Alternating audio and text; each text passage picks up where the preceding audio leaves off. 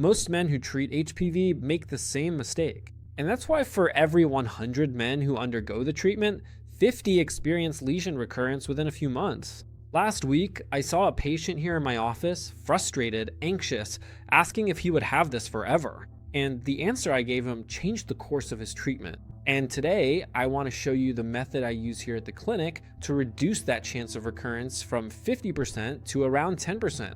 Hello, I'm Dr. Tiago Guirro, and I'm a urologist here in Sao Paulo. HPV is the most common sexually transmitted infection in both men and women.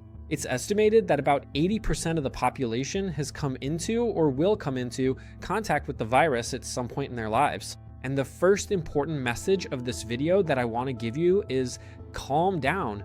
There is a solution, there is a treatment, there is a cure, but it depends on method, discipline, and time. HPV is a DNA virus with more than 200 subtypes, and we classify these subtypes as high risk and low risk. High risk and low risk for the development of cancer. And most of the treatments you find out there for HPV end up failing because they ignore two key, very important characteristics that I'm going to explain to you now. The first one is HPV is a virus that settles in the skin. From the moment you have contact with it, it settles in a specific region of your skin.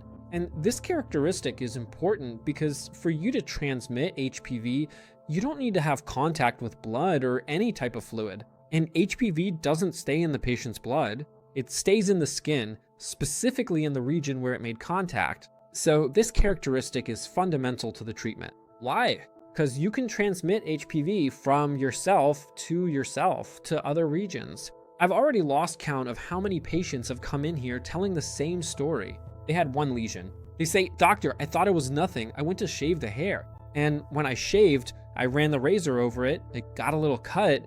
And 2 or 3 days later, from that one lesion, several others appeared." And the second characteristic I want to share with you is that the virus's latency period, the time from when you first come into contact with the virus until a lesion appears, can range from days to years. And this can vary even within yourself. Why is this important? And why are these two characteristics important? If you come here to my office with a bunch of lesions and I cauterize or destroy those lesions, remove them by whatever method, the chance of them coming back, not just in the area where I removed them, but as other lesions, is around 50%. That's why I usually divide HPV treatment into 2 stages. The first one is, obviously, to remove the lesions.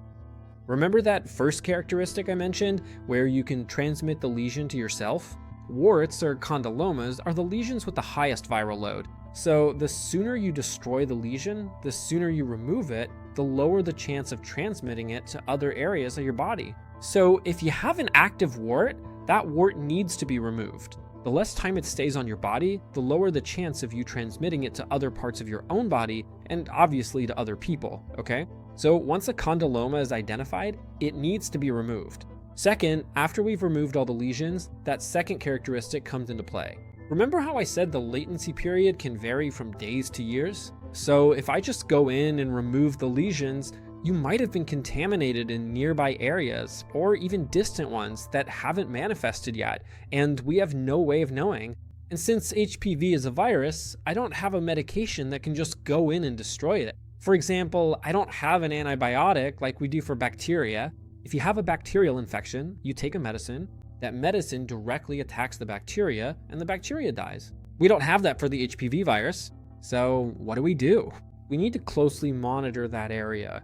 And nowadays, we have a medication called Imiquimod, which is an immunomodulator. What is that? It will cause an inflammatory process in that specific region, which will make your immune system go to that area, and if the virus is present in that region, your immune system will identify it and fight it. So this method of performing cauterization, destroying the lesions, and then combining that with Imiquimod treatment on normal skin, where you don't see anything, reduces the chance of recurrence from 50% to 10%. And that's why HPV treatment requires this continuous follow-up. I usually tell patients here in my office, look, you're gonna get tired of seeing me. And a very common question from men is, does cauterization usually leave scars? Well, that depends on the cauterization method used. The method I use here in my office is called a plasma jet. Plasma is the 4th state of matter, and it ionizes air molecules and transmits energy, burning the lesion. It's an extremely precise method, very similar to a laser, okay? And with it, we can destroy and control exactly where we need to cauterize. It has an efficacy of over 90%, okay, in destroying the lesions, and usually with a quick recovery and practically no scarring. I might leave a small white spot if it's on the skin. If it's on the mucosa, which is the area of the glands on the upper part of the penis, it generally doesn't leave any mark at all. Second question, doctor, is it worth doing a biopsy? Well, the first thing you need to understand about a biopsy is this. Men sometimes want a biopsy to find out the virus subtype. A biopsy doesn't give you that answer. What is a biopsy? It's when I cut out that wart, that lesion, and send it to a pathologist for them to look at the lesion under a microscope. The biopsy will tell you if that wart was HPV or not, and if there are any malignant or pre-malignant changes, okay? Most of the time, these changes are not present, right? And we can identify these malignant or pre-malignant changes visually. So I usually recommend a biopsy if there's a significant diagnostic doubt, or if the macroscopic characteristic, of the lesion, the condyloma, looks strange, and we need to identify if there's a pre-malignant change or not.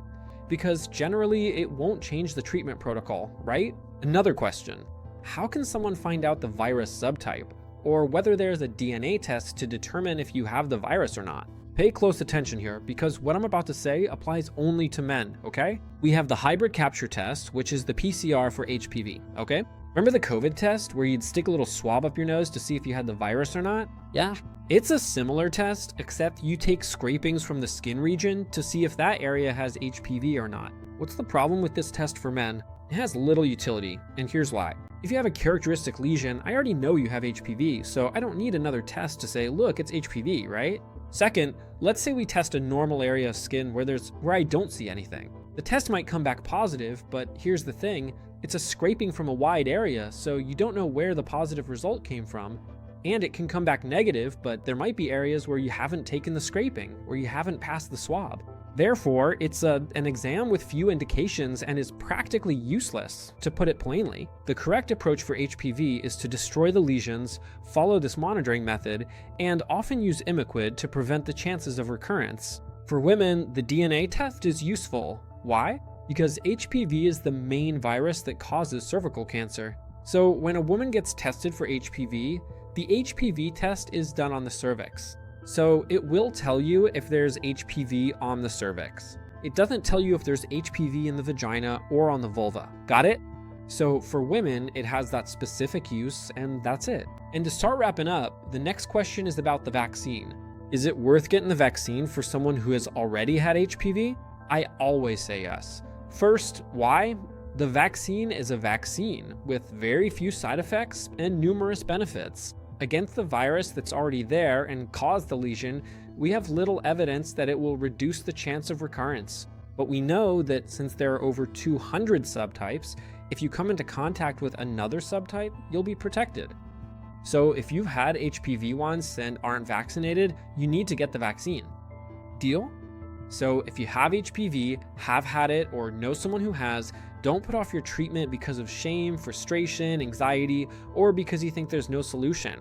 There is a treatment. It depends on the method, discipline, and very close monitoring by your doctor. Down in the description, I'll leave a link if you'd like to schedule a consultation with me. I'll see you here at Triumph Clinic.